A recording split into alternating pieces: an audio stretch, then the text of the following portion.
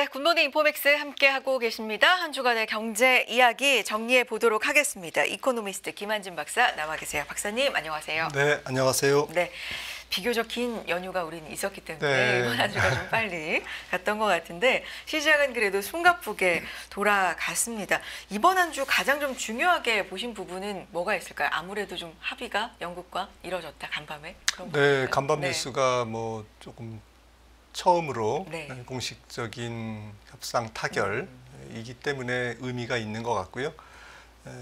비록 영국이 미국의 과잉 흑자국이 아니라서 좀 다른 나라, 특히 무역 흑자를 많이 내고 있는 미국에 지금 일본, 중국, 우리나라 비롯해서 대만, 인도까지 이게 적용될 수 있는지의 여부, 그러니까 영국의 무역협정 사례를, 관세협정 사례를 조금 보편화해서 읽을 수 있는 부분인지 아니면 영국에 국한된 그러한 무역협정에 불과한지에 대해서 조금 이제 오늘 내내 조금 말이 왔다 갔다 할 것 같습니다. 그러니까 첫 번째로 어쨌든 타결이 됐다라는 네. 건 의미가 물론 있지만 긍정적으로 볼 한편으로는 미국이 상대적으로 좀 첫 상대를 쉬운 상대를 네. 택했다라는 것도 있는 것 같아요. 지금 미국이 영국한테 기존에 흑자를 보고 있는 상태였죠. 네. 그렇기 때문에 적자국이 영국이 아니었기 네, 때문에 네, 네. 뭐 이런 부분도 있고 수출 품목 관세 영향을 좀 받지 않는 서비스가 대부분이었다 이런 평가도 있던데 뭐 이런 것도 좀 영향이 있습니까? 네, 사실 뭐 자동차가 제일 앞서 저기 발표가 됐지만 뭐 사실 영국이 미국에 수출하는 자동차는 굉장히 좀 고급차고 미국 차와 경쟁이 아닌 그런 차종이지 않습니까? 롤스로이스라든지. 네. 그래서 또 전체 대수도 10만 대이기 때문에 10만 대 남짓으로 알고 있는데 네. 그래서 10만 대에 대해서는 뭐 10% 관세라는 것이기 때문에 뭐 다른 나라 우리나라 같이 수백만 대를 수출하는 국가 입장에서는 조금 뭐 좀 거리가 먼 이야기고요. 그리고 어쨌든 뭐 철강이라든지 이런 그 품목에 대해서 지금 언급을 했다라는 것, 영국 사례에서 이것은 이제 우리나라를 비롯해서 아시아 국가들과의 이제 무역 협정에서 이제 품목별로 굉장히 많은 예외가 있겠구나. 그래서 협상에 따라서 각국별로 다 천차만별이겠구나. 네. 품목별 관세의 가능성, 차별화 가능성을 엿보였다라는 측면에서는 뭐 매우 의미가 있는 것 같습니다. 유럽 증시도 일제히 좀 오른 감이 있는데 영국은 떨어졌거든요. 네, 이것도 어떤 무역 합의에 있어서 영국 쪽의 반응은 긍정적으로만은 볼 수 없다. 이거를 좀 방증하는 신호였을까요? 어떻게 보세요? 사실 네. 무역협정 내용상으로는 영국이 미국의 항공기를 100억 달러 사고 그리고 기존의 관세율보다는 훨씬 높은 10%의 보편 관세로 영국은 이제 관세가 인상되고 미국에 수출할 때 반면에 미국이 영국에 수출하는 관세율은 거의 1.3%로 거의 무관세로 지금 됐단 말이죠. 네. 이런 부분은 확실히 이번 미영 관세 정책이 관세 협정이 일방적으로 영국에 불리한 협정이었다라는 것이 이제 조금 주가에 반영된 거 아닌가 싶습니다. 그렇군요. 이건 이제 뭐 추측입니다만 트럼프 대통령이 지난번에 마크 카니 캐나다 총리하고 정상회담 하면서 매우 중요한 발표가 있을 것이고 그때 뭐 지각을 뒤흔드는 약간 이제 우리말로 해석하자면 뭐 이런 발표가 있을 것이다. 그게 뭐 발표 시점으로는 목요일이나 금요일, 그다음 월요일 지금 딱 요 시점이긴 하거든요. 이게 미국, 영국 무역 합의 이 뉴스는 왜냐하면 무역과 관련된 뉴스는 아니었을 거라고 해가지고 이게 뭘까 상당히 시작이 좀 궁금해하는데 추측입니다만 박사님 혹시 추측되는 건 없으세요? 글쎄요, 네. 뭐 이게 아무래도 그래도 좀 무역 협정과 관련된 어. 부분이 아닐까요? 예. 그러게요. 근데 이게 무역에 관련된 건 아니라 그렇게 썼기 때문에 상당히 좀 이게 뭘까? 뭐 만약에 뭐 어떤 지정학적 관련된 건가? 뭐 이런 여러 추측이 있습니다만 좀 어떤 얘기들을 하는지 좀 기다려 보기는 하겠습니다. 그런 가운데 앞서서 저희가 뉴스에서 살펴봤지만 지표가 나오고 있는데 지표는 상당히 다 좀 견조하게 최근에 좀 발표가 되고 있거든요. 한 주는 어떻게 보셨어요? 네, 일단 고용 지표가 뭐 전주 금요일이지만 네. 우리 연휴 시작할 때 이제 나왔죠. 그래서 굉장히 양호하게 나왔습니다. FOMC에서도 파월 의장이 언급을 했습니다마는 고용 시장이 아직 균형에 있다. 그다음에 경제 지표가 괜찮다. 그래서 관세 정책이 얼마나 충격을 줄지 경제에 그것이 불확실하기 때문에 하지만 지금 경제 지표는 좋기 때문에 고용 시장은 좋기 때문에 기다리겠다라는 표현을 했거든요. 그러니까 경제 지표가 좋으니까 기다리겠다라는 게 이제 요지였죠. FOMC에서 이제 파월 의장이 밝힌 것은요. 그래서 경제 지표가 사실 좋습니다. 네. 4월까지는 좋은 게 특히나 고용 시장이 여전히 괜찮고요. 지금 17만 7천 건 나왔나요? 근데 그게 이제 예상치 한 13만 건밖에 안 됐었잖아요. 4월 네. 신규 일자리, 미국의 일자리가. 그리고 실업률도 4.2% 네. 그대로인데 소수점 셋째 자리까지 따져보면 개선됐어요. 뭐 그냥 상징적인 네, 우스개 얘기지만 아무튼 실업률도 이제 4.2%에서 견고하고 그리고 뭐 이제 FM 그 노동 지표에서 이제 뭐 여러 가지 주변 지표를 제가 살펴보니까 자발적 이직률 같은 경우도 여전히 높습니다. 자발적 이직률이 조금 떨어져야 자신 있게 나는 임금을 더 받고 옮길 거야라는 그 저희 사람들이 그 줄는 거거든요. 그래서 고용 시장이 조금 이제 느슨해지는 건데 일자리를 구하기가 좀 어렵다라는 것을 의미하는 것인데 여전히 자발적 이직률이 높고 그다음에 해고율이 그냥 거의 큰 변화가 없어요. 그러니까 기업들이 아직까지는 해고를 안 하고 있습니다. 네. 이제 앞으로는 어떻게 될지 모르지만 그러니까 데이터에 의존하는 연준 입장에서는 조금 이제 답답할 겁니다.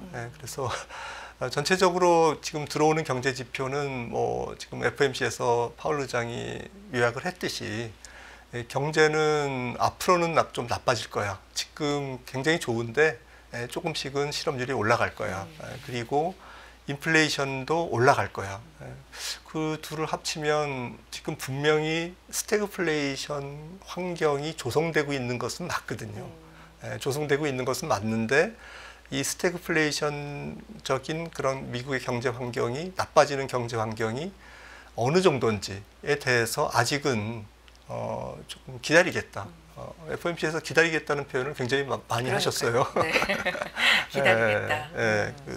그 wait and see, 네. 그리고 watch. 그러니까 뭐 그건 굉장히 트럼프 입장에서는 아니 이거 도대체 뭐 하는 거야 지금 다른 나라들 뭐 영국도 내리고 뭐 중국도 지금 내렸지 않습니까? 그래서 뭐 온갖 나라들이 다 이제 금융 완화를 하는데 파월 의장은 정말 뭐 하는지 모르겠다라고 뭐 벽창화에 대고 얘기하는 것 같다 그러면서 간밤에 뭐 그랬더라고요. 바보다 뭐 원색적인 그런 말을 했는데 근데 파월 의장이 그렇게 행동하는 이유가 있죠. 경제 지표가 너무 좋은 거예요. 네. 명분이 없군요. 경제 지표가 나빠져야 네. 나빠지고 지금 현재 기준금리가 네. 너무 경제를 옥죄는 아, 제약적인 수준이라야 금리를 내리는 명분이 FOMC 위원들이 있는데 물론 FOMC 위원들 중에서도 금리 내리자고 하는 위원들이 있겠죠. 하지만 다수의 위원들은 들어오는 경제 지표가 너무 좋기 때문에 그런데 관세 정책의 충격은 아직은 조금 감이 안 잡히는 거죠. 그래서 뭐 우리 앞서서도 영국 얘기했지만 영국도 25bp 인하했잖아요. 뭐 인플레 둔화가 진전됐다 이런 얘기를 하기는 했는데 다 뭐 인하하는데 금리 인하는 경제에 마치 제트 연료 같은데 트럼프 대통령의 주장이죠. 왜 안 하냐. 바보 같다. 벽에 대고 얘기하고 있는 것 같다 하면서도 꿋꿋하게 신중해야 된다. 말씀하신 것처럼 경제 지표 너무 잘 나오고 명분이 없다라는 건데 거꾸로 생각해 보면 그만큼 경제가 버틸 만한 수준이다. 그런데 만약에 나중에 이렇게 섣불리 인하했다가 인플레가 오면 그때는 더 잡기 힘들다라는 속내도 좀 함께 있는 걸까요? 맞습니다. 네. 그 경제를 하는 분들은 좀 그 트럼프처럼 바라보는 시선이 답답하다 이렇게 얘기할 수 있겠지만 조금 논리가 있어야 행동을 하거든요. FOMC 위원들이. 그런 측면에서 몇 가지를 생각해 본다면 첫 번째는 이제 관세 정책이 어떻게 될지 모른다는 거고요. 너무 불확실하다. 네, 네. 그리고 트럼프가 어제 밤에 얘기했듯이 이제 주식을 사라고 얘기했잖아요. 맞아요. 금리를 인하 안 했는데도 주식을 사라고 얘기했잖아요. 경제가 좋다는 얘기잖아요. 기업 실적이 나쁘지 않다는 얘기잖아요. 그런데 금리를 인하하면 더 올라간다는 얘기잖아요. 그거는 인플레이션을 부추기라는 얘기잖아요. 그러니까 논리적으로 맞지 않는 거죠, 사실은. 트럼프의 얘기가요. 물론 이제 트럼프의 얘기를 주식을 사라 그랬다고 사람들이 그래 주식을 사자. 근데 사실은 어젯밤에 샀습니다, 사람들이. 그래서 그 발언 이후에 오르긴 했지만 그래 어쨌든 이게 안 맞는 거라는 거고요. 그리고 이론적으로 조금 생각해 본다면 예를 들어서 유가가 뭐 중동의 무슨 지정학적 사건 때문에 급등한다든지 그리고 여러 가지 공급망 차질에 따라서 물가가 올라갈 때 연준의 금리 인하는 효과가 없습니다. 그렇게 크다 효과가 없습니다. 오히려 전체적인 경제를 조금 하강을 막는 거는 재정정책이 우선이지 사실 수요를 부스팅하기 위해서 수요를 조금 더 촉진하기 위해서 금리를 인하하는 것이지 뛰어오르는 물가를 잡기 위해서 금리 인하를 하는 것은 아니잖아요. 그거는 명확하기 때문에 아니 중국에서 물건이 수입이 안 돼서 높은 관세 때문에 그래서 배가 안 들어와서 매대에 물건이 비고 네. 그래서 물가가 치솟는 것을 연준이 금리를 인하한다고 잡힐까요? 그래서 연준이 금리 인하해서 지금 마트에 사러 가야지. 살 물건도 없는데 논리적으로 맞지 않지 않습니까? 그래서 이런 공급 사이드의 인플레이션을 연준이 대응하기에는 굉장히 조금 제한적이다라는 측면에서 연준은 조금 더 신중하길 원하는 것이죠. 그렇다면 침체냐 아니면 뭐 물가 상승 인플레가 정말 올 것이냐 매대가 정말 텅텅 비어서 물가가 오르고 막 공급 수요가 엉망으로 꼬이고 뭐 이런 상황이 될 것이냐 이건 우리가 굉장히 좀 워스트적인 측면으로 생각을 하는 거잖아요. 이게 잘 안착을 할 가능성도 있는 겁니까? 잘 질서 있게 좀 안착할 가능성이요. 제 생각에는 이미 좀 임계점을 넘은 것이 아닌가. 그래요? 그래서 조금 부정적으로 생각을 하고 있고요. 그러니까 그 1기 때도 사실 중국과의 협상이 1년 걸렸고요, 협상만. 그리고 최종 타결된 것은 1년 반이었습니다. 2018년 7월에 이제 미국이 중국의 1기 때 이야기입니다. 트럼프 1기 때. 17년에 취임했지만 관세 부과는 2018년 7월인가부터 시작됐는데 그리고 이제 중국이 보복 관세하고 그리고 2018년 12월 그 말에 12월 초에 90일간 휴전을 양국이 이제 했습니다. 그러니까 2018년 내내 관세가 부과된 겁니다. 서로 부과됐다가 90일간 휴전하자 해서 휴전했다가 2019년 3월에 다시 확전됐습니다. 3개월 만에 깨졌어요. 그리고 그해 말 2019년 12월에 다시 1단계 합의에 도달했고요. 서명을 한 것은 해가 바뀌어서 2020년 1월이었거든요. 그래서 협상에만 1년이 걸렸고 그리고 최종적으로는 한 1년 반 정도 이렇게 그 무역 전쟁이 계속됐고 그리고 그렇다고 관세율이 낮아졌느냐? 낮아진 게 아니라 높아졌죠. 높아졌는데 그 높아진 관세율의 협정조차도 그렇게 오랜 시간이 걸렸고요. 하지만 지금은 그거보다는 훨씬 더 광범위하고 높은 관세율입니다. 145%대 125%라는 말도 안 되는 관세율에서 지금 출발점 자체가 굉장히 양국이 복잡한 계산이 깔려 있을 수밖에 없는 그런 상태에서 진행되기 때문에 지금 영국과의 관세 협정이 중요한 게 아니라 미국 사람들 입장에서는 중국에서 들어오는 모든 생필품이라든지 이런 부분들이 훨씬 더 미국 경제에 지금 충격이 확실히 큰 거 아닙니까? 이 부분에서 지금 협상이 깔끔하게 트럼프의 이야기대로 뭐 이번 달 혹은 7월 9일 이전에 라고 보기는 어렵고요.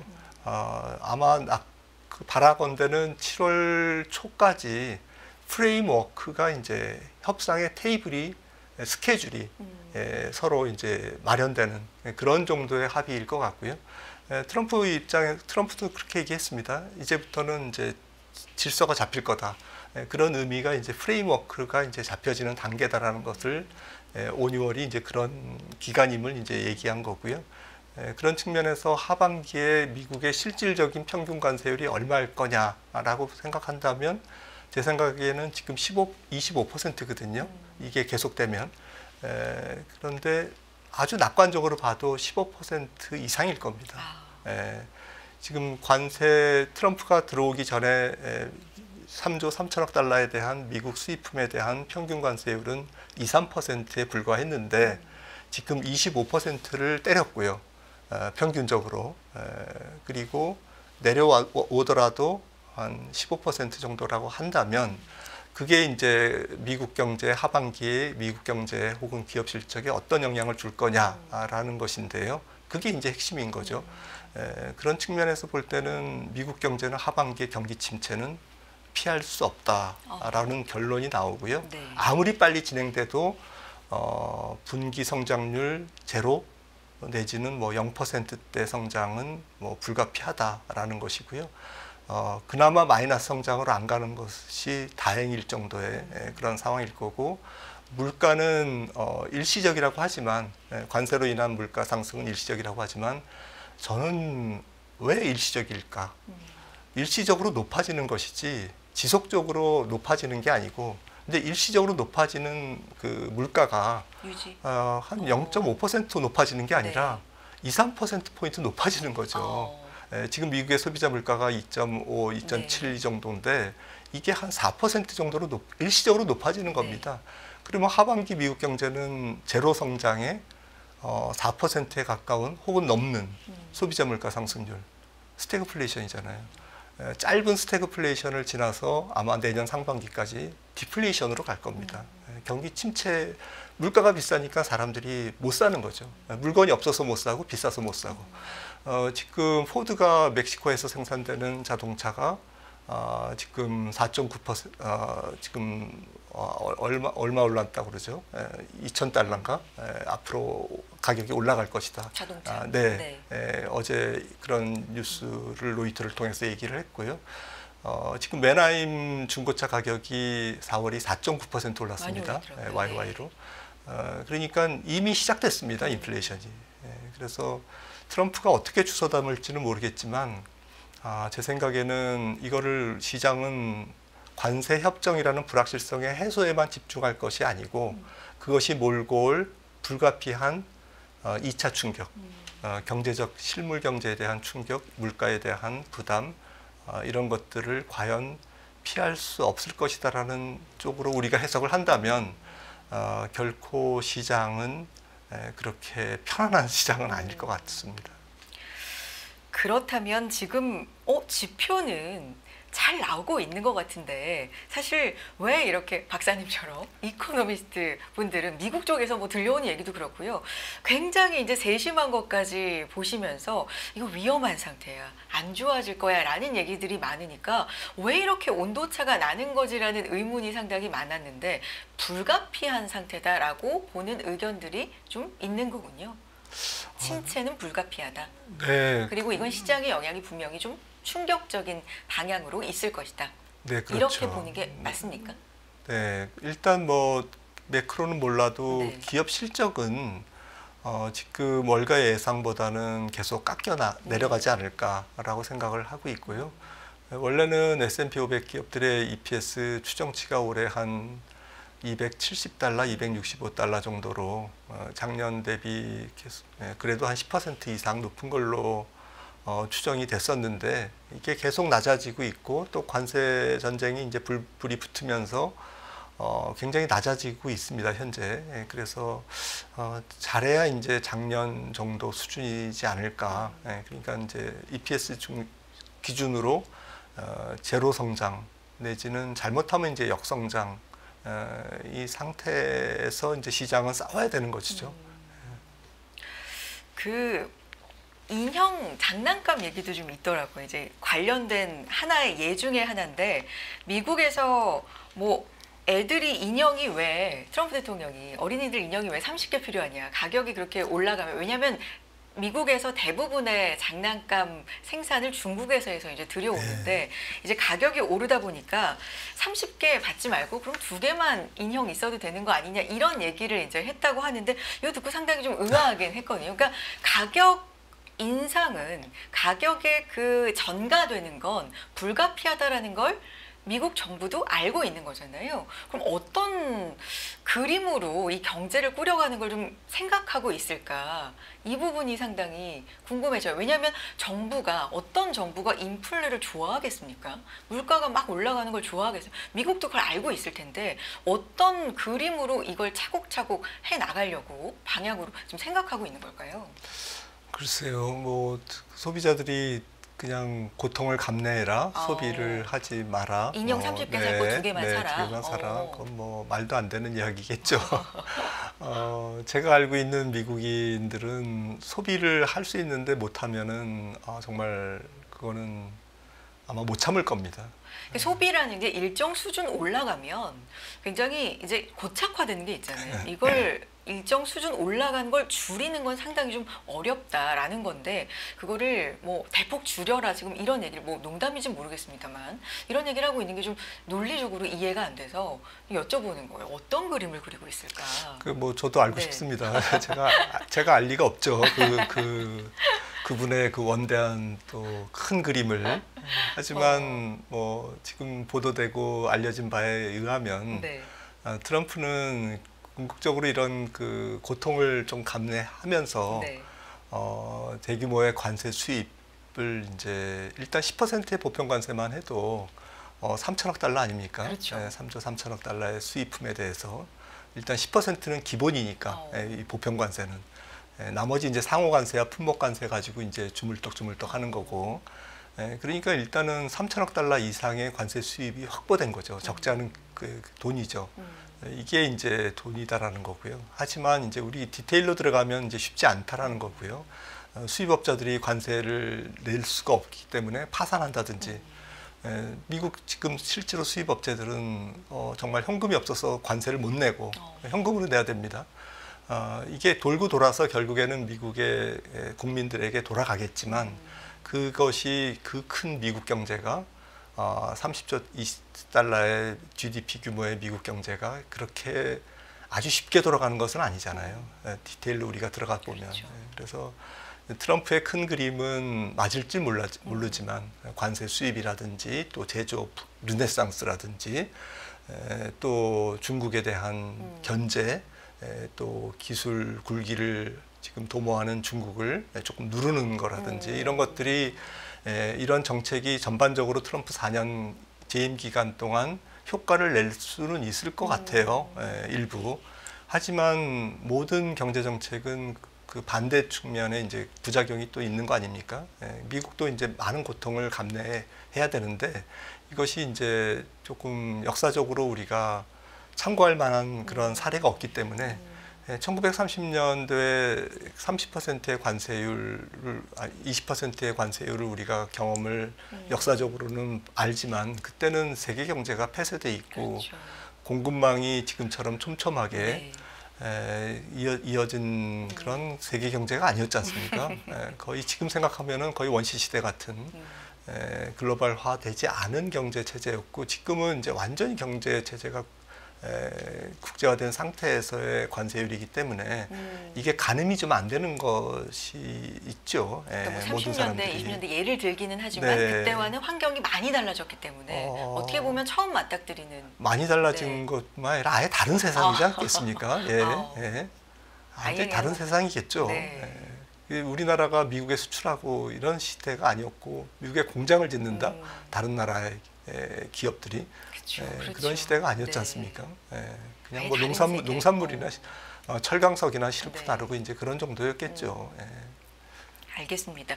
뭐 빠르게 짚을 얘기는 아니지만 일단 저희 이제 연휴 지나면서 가장 또 이슈가 됐던 게 환율이에요. 특히나 뭐 대만 달러가 갑자기 절상이 가치가 좀 오르면서 이 부분은 지금 시사점이 뭐가 있을까요? 조금 안정이 된 겁니까? 글쎄요. 저도 되게 네. 놀랬는데요. 네. 대만 달러가 1년에 한 3, 4% 정도 변동하는 그런 환율인데 이틀에 한 10% 네, 움직였죠? 이틀에 10%가 네. 넘게 지금 네. 통화 가치가 절상됐기 때문에요. 여러 가지 설이 있습니다만은 제일 설득력이 있는 것은 글로벌 장기 투자자, 대만은 이제 생명보험사들이 이제 해외 투자를 많이 하는데 이러한 장기 투자자들이 글로벌 포트폴리오를 좀 분산한다. 그러니까 쉽게 말씀드려서 미국 자산을 좀 팔고 다른 나라 자산을 조금 다 다변화하는 그런 와중에서 이제 벌어진 그런 상황이다라는 거고. 두 번째는 이제 최근에 조금 기술적으로 조금 환율이 계속 이제 달러가 강하게 움직일 줄 알았는데 글로벌 달러 인덱스가 조금 약하게 움직이면서 거기에 대해서 이제 급하게 움직이니까 또 거기에 대한 이제 환했지. 이제 오픈되어 있는 그러한 위험을 좀 보전하기 위해서 해지 비중이 훨씬 갑자기 늘었다라는 거. 그리고 트럼프가 조금 관세 이 무역 협정에 환율 문제를 조금 언급했을 가능성이 있다, 비공식적으로. 그러면서 알아서 조금 환율을 절상시킨 게 아닌가. 이런 여러 가지 썰들이 있습니다만은 뭐 다 해당이 되겠죠, 조금씩. 그러면서 제가 볼 때는 가장 큰 것은 미국 국채 또 달러 그리고 달러로 표시된 미국 국채에 대한 포트폴리오의 다변화 움직임이 좀 광범위하게 전 세계에서 일어나고 있다라는 것은 분명한 팩트인 것 같습니다. 알겠습니다. 오늘 여기까지 듣도록 하겠습니다. 이코노미스트 김한진 박사 함께했습니다. 박사님 오늘 말씀도 고맙습니다. 매일 돈을 쓰는데 그 가치는 누가 정할까요? 정답은 슈퍼달러 슈퍼리치에 있습니다. 복잡한 공식은 빼고 투자 타이밍을 잡는 환율의 핵심만 담았습니다. 빠르게 변화하는 금융시장, 그 중심엔 언제나 환율이 있습니다. 오늘부터 환율과 썸 타볼까요?